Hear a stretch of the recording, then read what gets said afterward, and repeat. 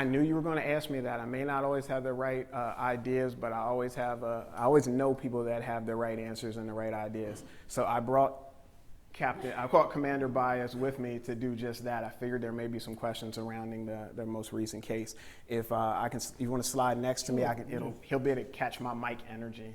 So I share like I normally do. It's last night around 10:15 in the evening. We responded to Penn Park for shots fired. In that, police responded, found a deceased 15-year-old male laying midway into the park, suffering from GSW.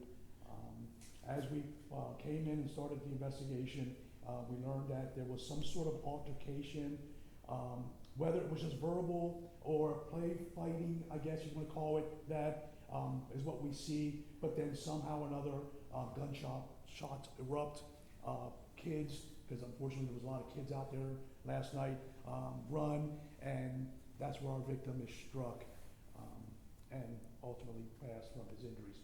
We're still actively working it. Again, I asked the community, kids that were out there, the parents of these kids that might know that their kids were out there, we need to sit down and talk and see what we can muster up together to try to get a better picture of what exactly happened and how it happened. Because again, I don't know if just from a simple verbal fight, play fight, it erupted into some sort of gun fight that someone had to suffer from gunshot wounds and then later pass. Are you under the assumption that the shooter is also a juvenile? It's still too early to say.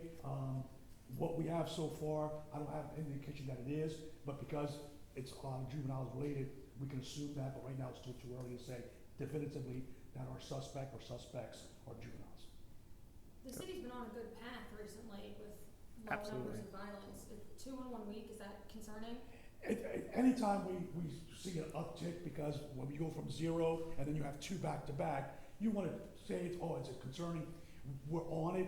We try to focus on it, try to focus the manpower on it, just like we're going to do with this one at Penn Park. It caught our attention.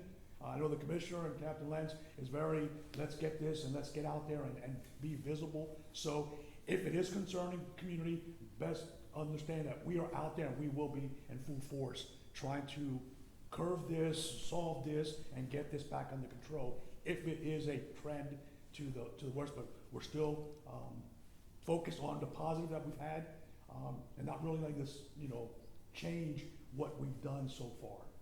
And people need to understand that the 2 incidents are apples and oranges. Yes. They're absolutely apples and oranges. They're night and day.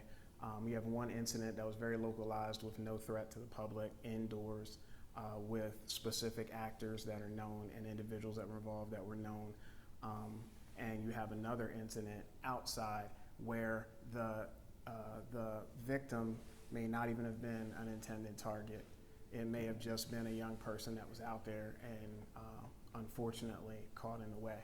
So those are the things that we have invested in. Those are the things that we have focused our attention in trying to curb. Those are the things that thankfully have become rare in this community. So right now we turn our attention and we turn our focus back to healing, supporting this community, making sure that we know that yesterday may have been your worst day, but tomorrow is an opportunity for something so much better.